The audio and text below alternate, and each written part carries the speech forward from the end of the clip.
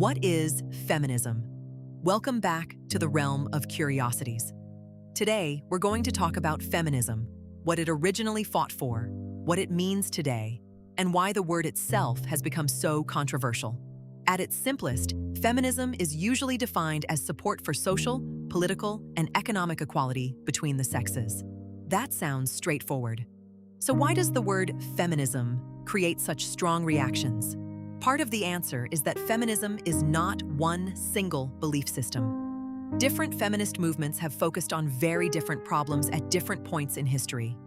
In the late 19th and early 20th centuries, many feminist campaigns focused on basic legal rights. Women in many countries could not vote, had limited control over property, and faced major restrictions in education and employment. The movement, commonly called First Wave Feminism, concentrated heavily on issues such as voting rights and legal recognition. Later, Second Wave Feminism expanded the discussion. During the 1960s and 1970s, activists focused on workplace discrimination, reproductive rights, domestic violence, sexual harassment, and expectations about the role of women inside the family. By the 1990s, feminism had become even more diverse. Third-wave feminists often criticized earlier movements for treating women as though they all had the same experiences.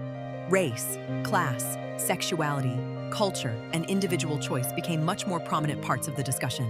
And today, what is sometimes called fourth-wave feminism is heavily influenced by the internet and social media.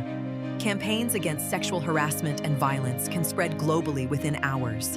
But social media has also created something previous feminist movements did not face on the same scale: algorithms. The most reasonable feminist argument rarely becomes the most viral one. The most extreme statement often does. And the same is true for anti-feminist content. This means somebody watching feminism through TikTok, X, or YouTube may encounter a version of the movement that looks completely different from what most feminists actually believe. One person might describe feminism as simply, men and women should have equal rights and opportunities. Another might focus on dismantling traditional gender roles. Another may argue specifically about abortion, sexual behavior, capitalism, masculinity, or family structures. And some feminists strongly disagree with other feminists on all of those subjects. That is why asking, "What do feminists believe?" is a little like asking, "What do political people believe?"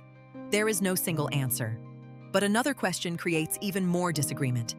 If women have legal equality in many developed countries, is feminism still necessary?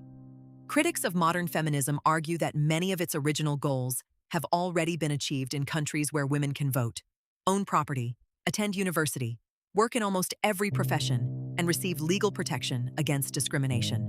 From this perspective, continuing to describe women primarily as an oppressed group can ignore enormous social progress. Some critics also argue that modern gender discussions sometimes focus heavily on disadvantages experienced by women while giving less attention to problems disproportionately affecting men. Men make up the majority of prisoners in most countries, are far more likely to die in workplace accidents, are disproportionately represented among homeless populations in many places, and have higher suicide mortality rates in much of the world. If gender equality is the goal, critics argue, those problems should matter too. Many feminists would agree. Others would respond that legal equality does not automatically produce equal experiences. The World Bank's 2026 Women, Business, and the Law report examined 190 economies and concluded that major differences remain globally in areas including employment, pay, parenthood, childcare, property, and personal safety. According to the report, only around 4% of women worldwide live in economies judged close to full legal equality in the areas it measures.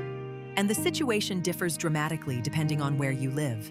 A debate about feminism in Norway or Canada may involve boardrooms, parental leave, or representation. In another country, the debate may involve whether a girl can remain in school, whether a woman can safely leave an abusive marriage, or whether she has meaningful economic independence. So saying feminism has finished its job depends heavily on which part of the world you are talking about. There is also an important distinction between feminism and women simply doing better than men in a particular area. For example, women now outperform men in university participation in many developed countries. That does not somehow cancel out areas where women face disadvantages. But the reverse is equally important. A disadvantage affecting men does not become irrelevant simply because men historically held more political power. Equality cannot logically mean examining problems only when one sex is losing. And perhaps this is where the modern argument becomes most interesting. There are really two separate questions hiding underneath the word feminism. The first is, should women have the same fundamental rights, dignity, and opportunities as men? On that basic principle, there is broad agreement across much of the world. The second question is far more difficult. What counts as equality? Why do differences between men and women exist? And what should society do about them? That is where people disagree. A difference in outcome could result from discrimination, but it could also come from personal preferences, biology, culture, family choices, economic incentives, or several factors working together. Simply finding a difference does not automatically tell us its cause. And that may explain why feminism remains so controversial. The word represents something extremely simple to some people and something much broader to others. To one person, feminism means equal rights. To another, it means a specific political ideology. To another, it represents historical progress. And to someone else, it represents a movement they believe has moved beyond its original purpose. So, is modern feminism still about equality? For many feminists, absolutely. But there is no single modern feminism, and there never really has been. The more useful question may not be whether somebody calls themselves a feminist.